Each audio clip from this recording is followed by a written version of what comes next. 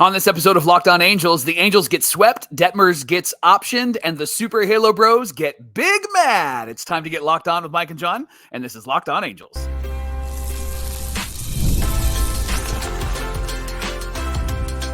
You are Locked On Angels, your daily Los Angeles Angels podcast. Part of the Locked On Podcast Network, your team every day. Thanks for making Locked On Angels your first listen of the day. You can find us anywhere you get your podcasts, including Apple Podcasts, Spotify, and SiriusXM by searching Locked On Angels. And if you'd like to give back to the Super Halo Bros for all the Super Halo content, here's some things that you can do. Leave us a rate and a review on Apple Podcasts. If you're watching on YouTube, hit that thumbs up button. And if you're not subscribed already, please subscribe and become a Locked On Everydayer. And whether you're watching or listening, come over to YouTube, leave a comment. It's one of the best ways to get in touch with us and be a part of the conversation. And today's show is brought to you by our friends at Supply House. SupplyHouse.com is the reliable way to get parts fast. Shopping for your next plumbing, HVACs, or electrical job? Well, you can shop online at SupplyHouse.com.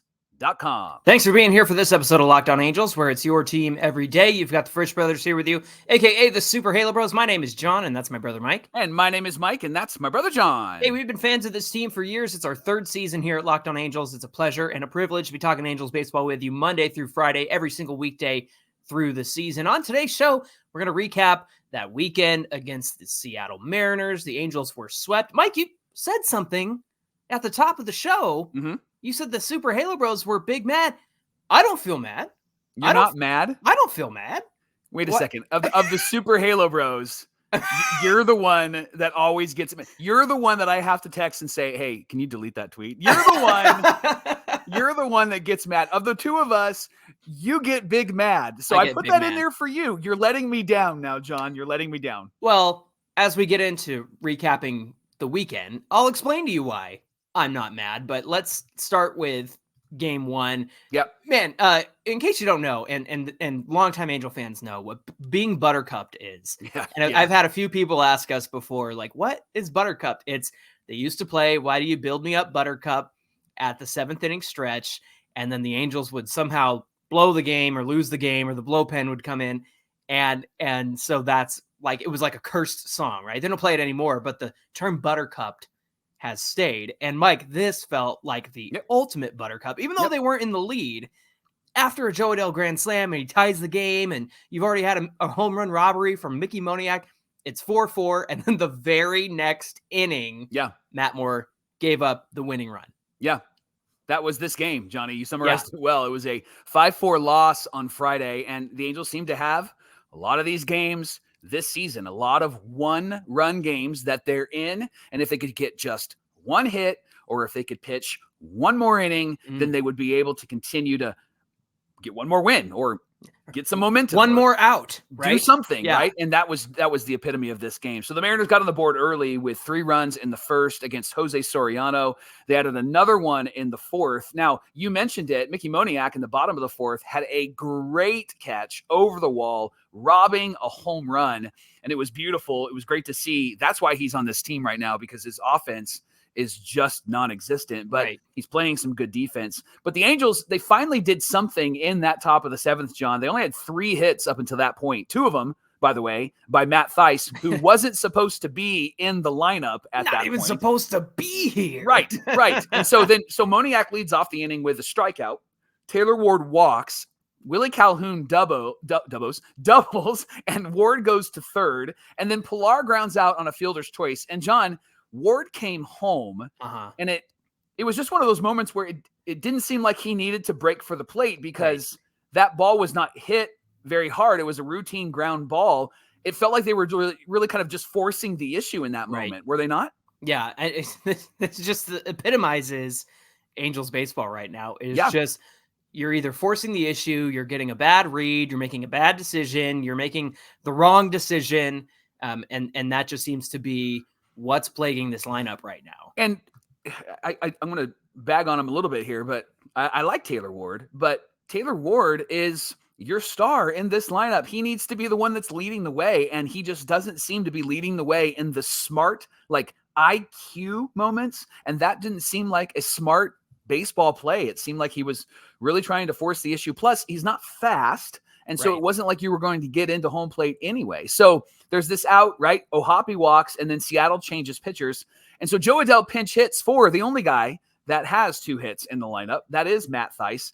But Johnny, he hits a pinch hit grand slam. Yeah. First pinch hit grand slam since, here's a name for you, Alberto Callaspo, May 26th, 2012. Oh, Felix Hernandez. Yes. What? Yeah. Amazing.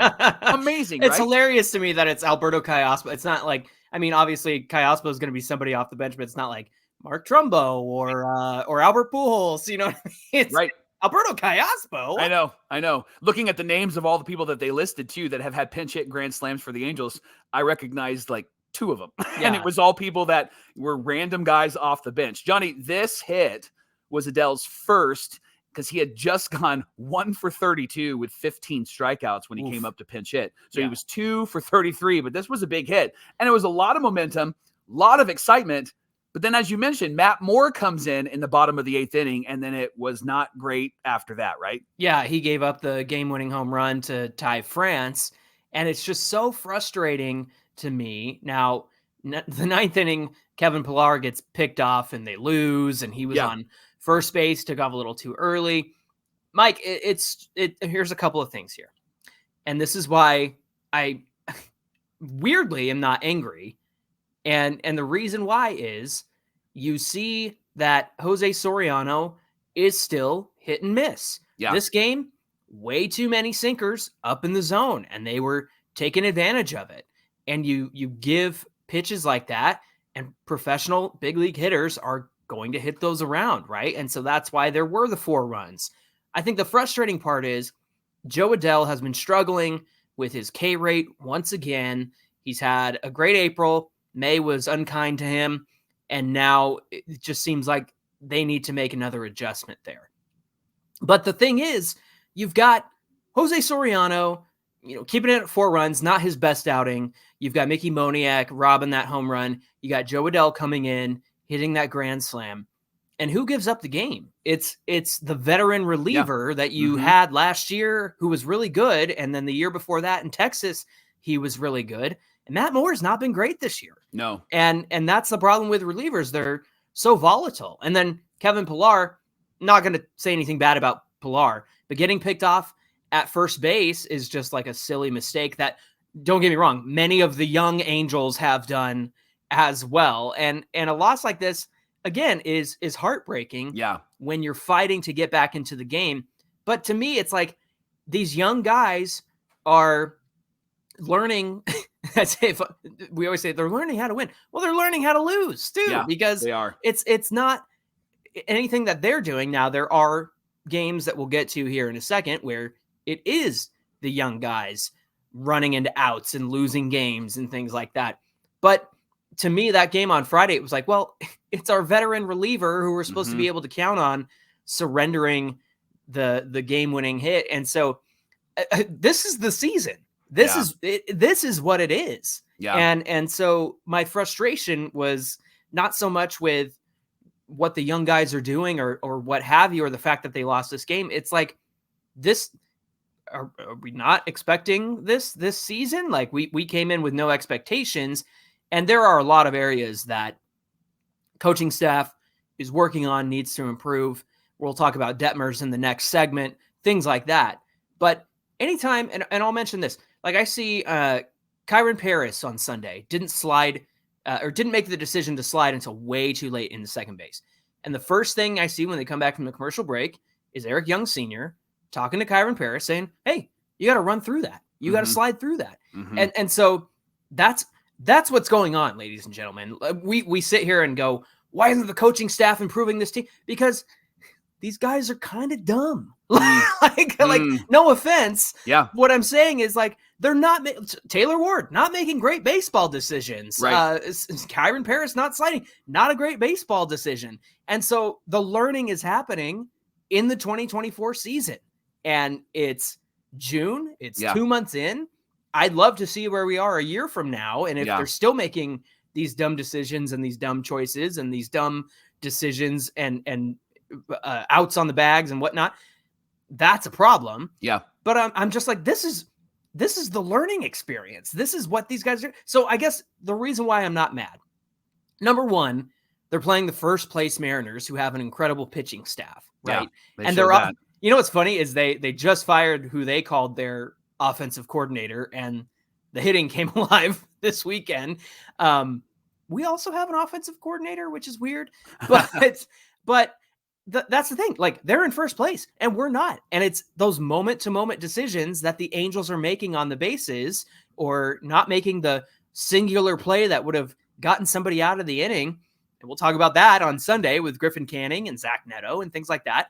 That's the difference between first place teams and last place teams, Mike. Yeah. And to me, 2024, we are watching the learning experience. And everybody who's upset, like, why these guys are professionals and etc.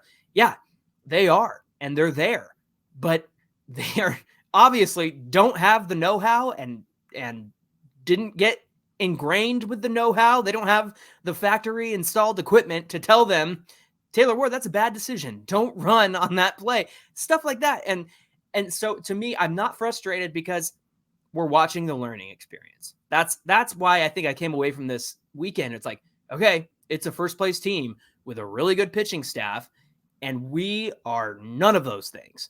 That's where I've landed this weekend. Yeah. You mentioned something about them learning and about them not being aware of situations. We've had an opportunity to interact with one of the Angels coaches, and we've seen that Angels coach interact with some people in the social media world. And one of the narratives that has been thrown out there is that there's a lot of undoing and a lot of things that have been instilled in these guys that they have to undo as they're instilling new things, something that you brought up on this show. And that, I think, is what we're seeing at play in some of these really boneheaded mistakes and running mistakes, because when you have somebody who is not necessarily been told, hey, here's kind of the philosophy on the bases the last few years, and now the philosophy is, hey, we're going to take that extra base, we're going to steal bags, we're going to, right? They're kind of in that in between. If you put it between a 1 and a 5, a 1 and a 10, they're a 5, right? There are moments where it's going to win for them, but then there's still some undoing that has to happen. And it's unfortunate because you're right. And fans are right. These are major league players that should get this. These are major league players that should understand this. And the fact that they don't, the fact that they are not connecting their head to their body or to the situation is pretty remarkable. And it doesn't seem like it's just one player. It seems like it's all players, like everybody. It feels like everybody's affected. Yeah. You can say, well, it's the young guys doing young things. That's why I would call out Taylor Ward, because you're 30, bro. Like, you've been around for a while. You've been around some of the great players, and you're still making those boneheaded decisions. You're still not running the bags or playing defense in a way that leads the way. And maybe that's just not how he's wired, but that's what this team needs right now. And nobody is ready to step up and do that. You know what they need? They need Tommy Pham, who threw a fit yesterday on the field against the Brewers, right? That's why Trout wanted him. I was going to say, that's why Mike Trout wanted him. I think, honestly, they need somebody like that. They need somebody that's going to lead the way and say that this is unacceptable, and here's what we're going to do. I get that the coaching staff has a job to do. Seems like they're doing that job, but I think that the Angels are just a group of guys that really haven't developed to their full potential and are playing scared and are playing intimidated. That really is what I saw this weekend. Yeah, there are lots of indications that you see that the coaching staff is trying, and that's the biggest thing. Is the last couple of years there was an embargo on being able to speak to media or coaches or anything like that, and so it is nice to see coaches sharing, like, yeah, it's a process. Like, this is a learning process. There's a lot of undoing. There's a lot of things, these bad habits these guys have gotten into, a lot of bad things that they've been picking up and whatnot. And so all of that to say, I guess I looked at this weekend and I went, this is the learning experience. Hop aboard the Angels Learning Experience 2024, because that's what this is, and that's what this feels like. And so I'm not mad. And you know me, I'm a big Mariners hater most of the time, but they're in first place. Like I'm not going to hate on this team that, did what they did, because this is where the Angels are at. This is where the young guys are at. This is 2024, people. And I liked what you said. It wasn't, I shouldn't say dumb, and I didn't mean that in a malicious way, but it's like, boneheadedness is like a light and playful way to say, like, they're not making very good decisions out there, and they're not doing a very good job. So that's what I mean to say. with watching this team right now. Hey, thanks for making Locked On Angels your first listen every single day. The Angels are playing the Padres right now. They're coming into town at 6:38 Pacific time. You can catch every pitch of the Angels hometown broadcast on SiriusXM with the SXM app. Just search Angels. Coming up on Locked On Angels, Reid Detmers was sent down to AAA. What does this mean for the rotation? What does this mean for Detmers? We'll get into all of that coming right up. Everydayers, you can get supplies from the site that is made for skilled trades. That's supplyhouse.com. Supplyhouse.com is the reliable way to order plumbing, HVAC, and electrical products online. Their easy-to-use website is packed with helpful resources and the latest product info to help you get the job done right. And that's what you want, right? You don't want to do it wrong and have to do it again. You don't even want to do it the first time. So get it right with supplyhouse.com. You can shop a complete inventory of over 200,000 parts from over 400 top brands. When you do, you'll get your order delivered right to your door with fast shipping from coast to coast. And if you need help with your order, they have expert support and industry-leading service from some of the friendliest people in the business. You can talk to a real person every single time. Pros in the skill trades can get their competitive edge by joining supplyhouse.com's free trade master program. Every trade master gets access to a dedicated phone line, free shipping, and discounts on every order. You get to have your own phone line, call in, and there's no busy signal. There's no please hold. There's none of that. I love that. Plus free shipping, discounts. Join the thousands of trade pros already benefiting from their free membership at supplyhouse.com/TM. And you can order plumbing, HVAC, and electrical supplies from anywhere for just a few clicks at supplyhouse.com. This is the Locked On Podcast Network, where it's your team every day. Everydayers, if you haven't checked it out already, check out Locked On Sports Today. It's a free 24/7 sports streaming channel programmed just for you to bring you the biggest stories across the sports world. Can't miss analysis, opinions, news, all the good stuff you enjoy about Locked On Angels, but about the world of sports. And I'm sure that there's some interesting conversations happening over there in terms of the WNBA right now, Mike. There was a lot of controversy over the weekend. So. I am only watching the WNBA because my daughter loves Caitlin Clark and I've become a fan. And if she's not around, I'm not watching that. So they need to be nice to her. Yes. You can check it out 24/7 on YouTube or the free Amazon Fire TV channels app. It's part of the Locked On Podcast Network, where it's your team every day. Speaking of your team every day, the Angels are playing the Padres, 6:38 Pacific time at the Big A. You can catch every pitch of the Angels hometown broadcast on SiriusXM with the SXM app. Just search Angels. It bleepin' sucks. That was the quote from Reid Detmers after Saturday's 9-0 loss. He said, there's no other way to put it. It sucks. I just got to do better. And he said that, I think, each time after each of his last 4 or 5 starts. Yeah. Johnny Detmers was struggling in this game. 3 2/3 innings pitched, 5 earned runs, including a grand slam. And the pitch that he threw to J.P. Crawford was a cookie. It was a cookie. He crushed that pitch. And no, Locked On Everydayer Ethan, who is a Mariners fan, I don't want a J.P. Crawford Mariners jersey, even though he texted me and said, how about I buy you one? So that's the other hard part about this weekend was the annoying Mariner fans. It was like, hey, we're a bad team. I get it. But man, go away, please. So I must have avoided all of that this weekend. You did well. Maybe that's why you're not big mad. That's probably it. Yeah, exactly. So Reid was optioned. We'll talk about that in a minute. But Ben Joyce was called up, which I think was a really good move. Johnny Detmers and his story since March of 2023 is really fascinating. And Locked On Hall of Famer Brent McGuire tweeted out some really good stats. Why don't you read those? He said Reid Detmers from March to August of 2023 had a 5.01 ERA, a 4.40 FIP in 124 innings. That's fielding independent pitching, what the pitcher can control himself.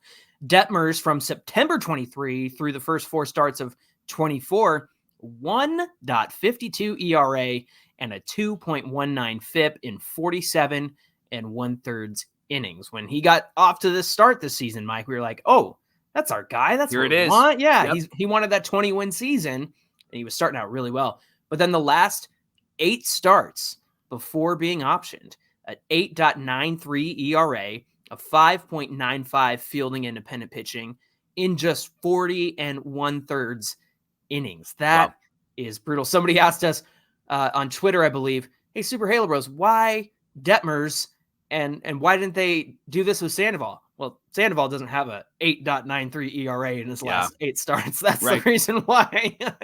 We talked a couple of days ago about Logan O'Hoppe and him taking a lot of the blame for the starting pitcher's struggles.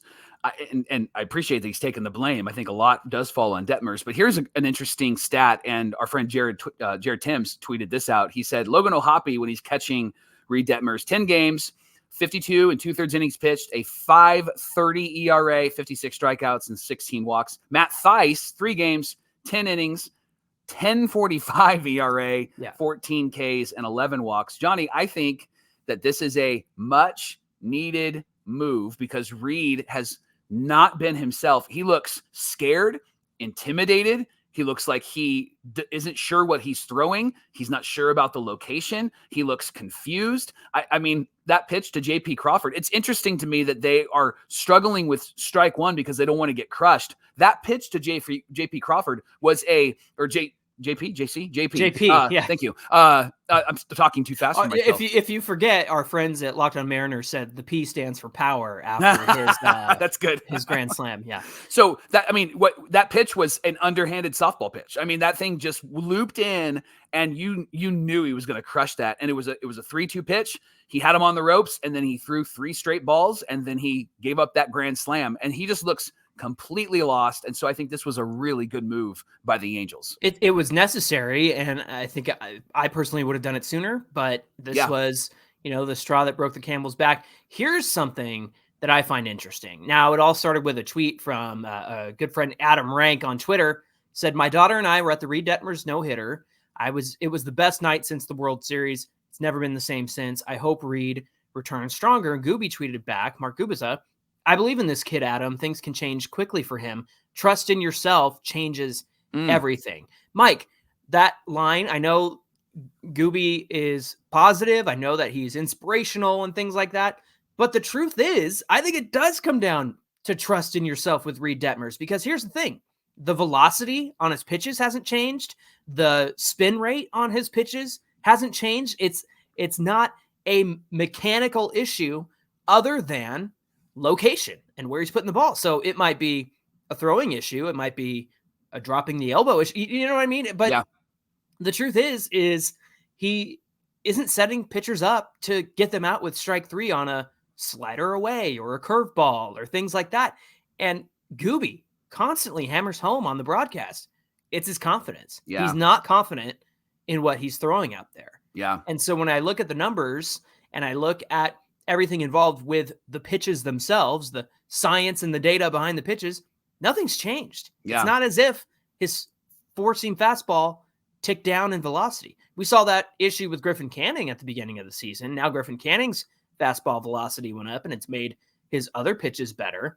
But with Detmers, it's confidence and it's location. Yeah. And he's just struggled so much. Now, something interesting to pay attention to here. He struggled the deeper that he went into the game. Yeah. Pitches 1 through 25. There was a 194 batting average, 20 strikeouts and 7 walks in the games that he's thrown. But then pitches 26 through 50, 357 average, less Ks, same amount of walks. Interesting to see that as the game goes on, and that second and third time through the rotation has been an issue for Reid Detmers. Yeah. What's interesting about confidence? Confidence can come with success. The problem is he hasn't had much success. It makes sense why he's lacked confidence, but you have to go out there and you have to be confident that I'm going to throw strikes and I've got really good stuff. Mm-hmm. And Reid Detmers does have really good stuff and he can throw strikes. And this is where the lack of clarity for this Angel organization is a detriment to them because there's been a lot of conversation like, hey, send him down and bring up like a Kenny Rosenberg but Detmers is 24. And Detmers is a potential, like maybe 3, 4, maybe even a 2, right? Like he's a potential strong piece in a rotation. But when you don't know what you're trying to achieve, if it's a building year or rebuilding year or learning year, or if you're trying to win, if you haven't clarified that for your organization, no matter what the stats say, then you're not sure what you're going to do with these players. And so sending him down was a wise decision because he needs to learn. It was on Saturday, AJ Przinsky said on the broadcast on Fox that learning at the major league level is the most difficult thing to do in any sport, no matter where you're at. You can't jump from college right to the MLB and be a super success. You can in football, and you can in the NBA, and you can in some cases in the NHL. I know that Shonowell and Neto are there. They're not successful, right? It's taking them some time to learn. And that's the problem with this Angel organization, is they just don't know what they're doing with these guys. They're throwing them right into the fire and telling them to figure it out. And I've been an advocate of like, yeah, let's let them learn at the major league level. But it's obvious for Reid Detmers specifically that it's just been so difficult for him. Like, he hasn't been able to do what he can do. And maybe it's because he does lack that confidence. And so you have him go to AAA to work out some things. And my guess would be that he doesn't stay there very long. Right. But if I'm in the organization, if I'm leading this, I'm keeping Reid there until September. I'm letting him have a good long run so that he can gain his confidence back and be the pitcher that we know he can be. I know that I'm just some nerd on a podcast, but I think that might be the wisest decision for Reid Detmers right now. Well, and in terms of recapping this game, it was an absolute disaster. It was 9-0. Yeah. Cole Tucker had to come in and pitch and things like that. Now, the Angels are undecided on who will fill the rotation spot, but they can get by with 4 starters until about June 15th. I imagine that will give Reid enough time to get 2 starts in, and maybe they'll see where he's at and how he does in AAA. They did, like you mentioned, bring up Ben Joyce. Now, I know you can look at that ERA and go, over 4. Well, his last 8 games or so have been phenomenal, and it all hinges on the fact that it's not just that incredible fastball, it's the slider and the changeup that are also working really well. He even went 2 innings in a row the other night, something he hasn't done before in his professional career. So Ben Joyce will be interesting to watch if he manages to get into a game out of the pen. Johnny, you know I love Price Picks. It's America's #1 fantasy sports app, and over 5 million people love it as well. They have 5 million members on there. It's the most fun and exciting way to get on all of the action, watching your favorite sports and players. With Price Picks, you could turn $10 into $1,000 in a single by watching your favorite sports this summer, especially baseball. You can make a Prize Pick lineup in as little as 60 seconds. So it's quick. The game's about to start. You can quickly log on and get your app, have some fun, pick more or less of whatever player that is available to you, whatever their projected stat is, and then lock it in. You can even add some of your favorite players from the diamond. Don't do the Angels because it always backfires on me. Yes. So it probably backfire on you as well. Whether it's strikeouts or RBIs or first inning runs, you can make your pick of more or less and add them to your lineup today. And with Prize Pick, they offer quick payouts with Apple Pay and easy deposits into your account so that you can have access to the resource that you win. So download the app right now. Enter our promo code LOCKEDONMLB for a first deposit match of up to $100. Again, the code is LOCKEDONMLB. First deposit match of up to $100. Join Prize Picks today. You can pick more. You can pick less. It's that easy. Sunday's game is another issue of John's not mad. And here's why. It's Griffin Canning, Mike. Yeah. Ever since Griffin Canning found the velocity on his fastball, he's been much better. In fact, he had a great month of May, and he brought that into this game against the Mariners on Sunday. Really, the only mistake was the Luke Raley solo home run that Griffin Canning made. He went 6 2/3 innings pitched, gave up 4 hits, 1 earned run on that home run, 1 walk that didn't come until his last inning, and 4 strikeouts on 93 pitches. This is the first time he's gotten an out in the 7th inning so far this year. But Mike, the issue was there was no offense. Yeah. And they were going up against Luis Castillo, obviously veteran pitcher, ace of a staff, somebody that the Angels have had relative success against in the past, but not on Sunday. No. They went 19 innings, Mike, from Saturday until the top of the 9th on Sunday, without scoring a run. Yeah. That's what the Angels' anemic offense did this weekend. And again, that goes back to the Mariners having a really good starting staff. Now, surprisingly, I picked them to be the best staff in baseball before the season started, but surprisingly, the Yankee staff without Garrett Cole is basically the best staff in baseball right now. It would have, they would have tied the game if the bullpen Right. didn't implode. Yeah, they were down 1-0 in the 8th inning. Yeah. And it goes back again to Matt Moore struggled. Yep. Luis Garcia hit somebody to walk in a run with the bases loaded. They were down 1-0 in the bottom of the 8th. The Angels walked 2 batters. They committed an error. They brought in a run, a bases loaded hit by pitch, and then allowed a bases clearing double. And it was Matt Moore and Luis Garcia. Yeah. Now the Angels are 21-38 after this. It was a 3-game sweep, 5 losses in a row. This is their 3rd first place team they faced over the course of the last week and a half. Mike, I was talking about the issues with the young guys. And the thing is that the Angels right now have to play perfect baseball. Mm-hmm. And they can't. Yeah. Because these young guys are in over their head. And this is why this is the Angels learning experience train of 2024. You can trademark that. And it's because it's a Zach Neto error that cost them the game. Yeah. Not that it was all Zach Neto's fault, but they should have been out of the inning, right? Griffin Canning or what have you. Like, it should have been over at that point before the Mariners poured on the offense. I think about Kyron Paris again, like not sliding into second, or he did it at the last second, and that's what ran him into an out. I think of the beginning of this game, and Wayne Randazzo called it out and said, well, Griffin Canning had to get 5 outs in this inning because Luis Rengifo slides in front of Neto and doesn't need to do that and tries to throw it to first. And then, it's just like, you guys, what are you doing? What are you doing? And then they go into the dugout. And like I mentioned, you see EY Sr. talking to these guys. You see Ron Washington talking to these guys like, hey, listen, in that situation, you need to do this. You need to do that. That's why this is the Angels learning experience of 2024, because they are making these very crucial mistakes, but it's like, it's one mistake, right? It's one mistake that costs you the entire game. And that, to me, has been the narrative of this Angel team, playing imperfect baseball. And you're not always going to be perfect in baseball, obviously. But the problem is they aren't doing enough in the other areas of the team that allow them to make mistakes, that allow them to play imperfect baseball. They have to have everything buttoned up and be perfect.